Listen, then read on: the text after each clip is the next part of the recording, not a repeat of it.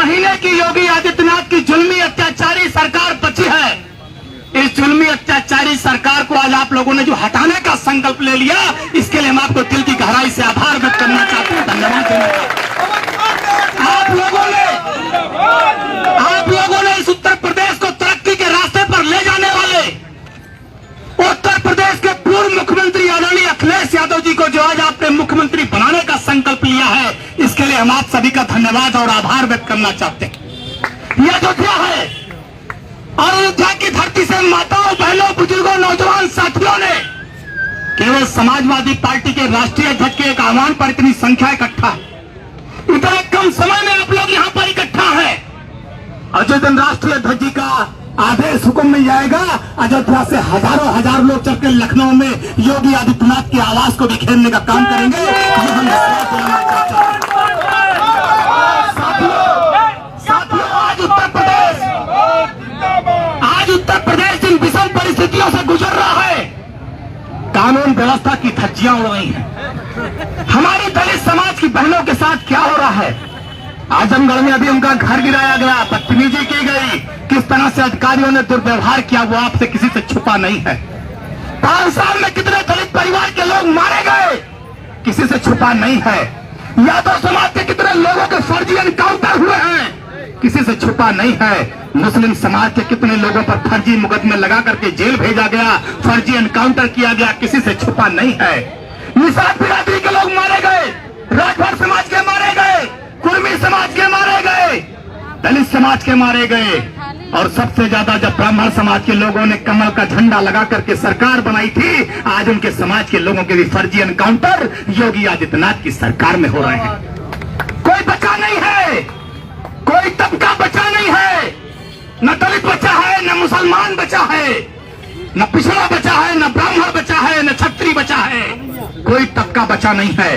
इसलिए हम कहना चाहते हैं, हमारे साथियों ने अपनी बातों को रखा है। अगर अपने हक को चाहते हो, अपने अधिकार को चाहते हो, बाबा साहब भीमराव अंबेडकर जी ने जो संविधान में आपको अधिकार दिया वो चाहते हो, और ये चाहते हो जब आने वाले समय में इतिहास लिखा जाए तो आपका इतिहास काला ना लिखा जाए, तो संघर्ष का आपको रास्ता अपनाना पड़ेगा और 2022 में योगी आदित्यनाथ को कुर्सी से हटाना होगा। ये आपको संकल्प लेना होगा। ये कहना चाहते अगर चाहते हो। आज किसानों की क्या स्थिति है? योगी बाबा जी ने कहा था हमारी सरकार बना दो, हम किसानों की आय दुगनी कर देंगे। जरा बताओ किसकी आय दुगनी हो गई? गन्ने का मूल्य 4 साल में कितना बढ़ा? किसान को उसकी लागत का मूल्य कितना बढ़ा? 50 किलो की बोरियां 45 किलो की हो गई। यूरिया डाई का दाम बढ़ गया, राशन का तेल ये पी गए, गले में मिलने वाली चीनी फाँक गए। आज किसान को जो मिट्टी का तेल और चीनी मिलता था, गरीब महिलाओं को गले से मिलता था, बताओ मिल रहा है कि नहीं मिल रहा है? सब खा गए रेशन, खा गए राशन, पी गए तेल। ये देखो बाबा का खेल, बाबा सब खा पी गए। और जो उनके गुरु हैं, बाबा राशन खा गए, तेल पी गए। और जो उनके गुरु मोदी हैं, वो रेल खा रहे हैं, एयरपोर्ट पी रहे हैं, सड़क बेच दे रहे हैं, लाल किला बेच दे रहे हैं, पूरा उत्तर प्रदेश, पूरा देश बेच दे रहे हैं। उसके बाद झोला लेके चले जाएंगे। जो सरकार, इसलिए हम आपसे कहना चाहते हैं, ये देश योगी और मोदी का नहीं है, ये देश हमारा आपका है। इस देश को आजाद कराने के लिए हमारे आपके पूर्वजों ने गोलियां खाई थी और फांसी के फंदे को चूमा था। ये भारतीय जनता पार्टी के लोग, ये आरएसएस के लोग, ये तो भारतीय जनता पार्टी के और अंग्रेजों के मुखबिर थे। इन्होंने माफीनामा दिया था। केवल समाजवादी पार्टी के नेताओं ने, कार्यकर्ताओं ने, हमारे पूर्वजों ने, चाहे महात्मा गांधी रहे हो, चाहे सरदार पटेल रहे हो, चाहे पाकुल्ला खा रहे हो, इन लोगों ने फांसी के फंदे को चूमा था और इस देश को आजाद कराया था।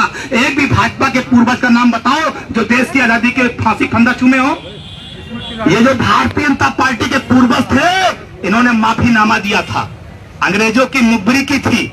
और आज देश का दुर्भाग्य कितना है कि आज अंग्रेजों की मुखबिरी करने वाले, माफीनामा देने वाले देश में देशभक्ति का सर्टिफिकेट बांट रहे हैं। तो इन नकली देशभक्तों से अगर छुटकारा चाहते हो तो आने वाली 22 में साइकिल का बटन दबा करके श्री अखिलेश यादव को इस प्रदेश का मुख्यमंत्री बना दीजिएगा। ये हम आपसे कहना चाहते हैं। आज निषाद समाज की महिला मिलता था मछुआरा आवास। बताओ मछुआरा आवास मिला कि नहीं योगी सरकार में? कुछ नहीं मिल रहा है। पेंशन मिलती थी, बंद हो गई। विधवा पेंशन बंद, विकलांग पेंशन बंद, वृद्धा पेंशन बंद, शादी के लिए मिलने वाला अनुदान बंद, लैपटॉप बंद, कन्या विद्याधन बंद, बेरोजगारी का भत्ता बंद, राशन बंद, तेल बंद। केवल क्या दे रहा है? हर बात का उत्तर हिंदू और मुसलमान। अरे भाजपा के लोगों, हम तुमसे पूछना चाहते हैं, तुम ये साबित कर दो कि इस देश की आजादी की लड़ाई में सभी जाति धर्म मजहब के लोगों का योगदान नहीं था, तो हम तुम्हारी बात मान लेंगे। क्या इसी फैजाबाद के मंडल कारागार में अशफाकुल्लाह खान ने फांसी के फंदे को नहीं चूमा था? क्या पीर अब्दुल हमीद ने सीने पर तोप के गोले नहीं खाए थे? क्या पंडित राम प्रसाद बिस्मिल ने कुर्बानी नहीं दी थी? क्या सरदार भगत सिंह ने फांसी के फंदे को नहीं चूमा था? क्या चंद्रशेखर आजाद ने गोली नहीं खाई थी?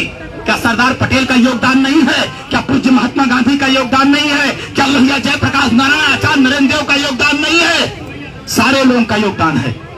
और तुम केवल जात के धर्म के नाम पर नफरत की राजनीति करना चाहते हो। तो हम यहाँ अयोध्या फैजाबाद के लोगों आपसे कहना चाहते हैं, ये गंगा जमुनी तहजीब की धरती है, ये प्यार और मोहब्बत की धरती है।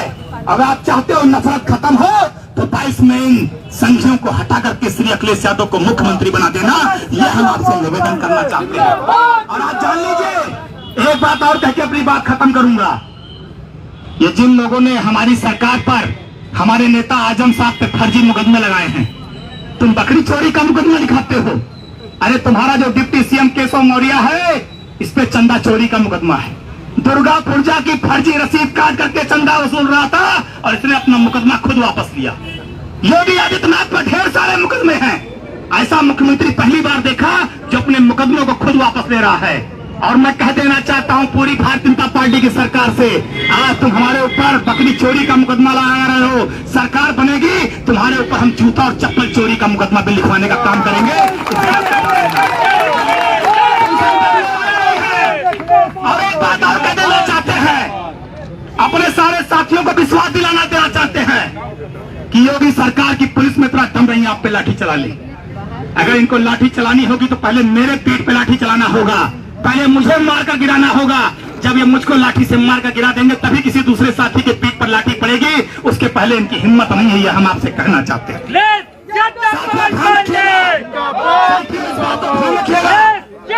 अपनी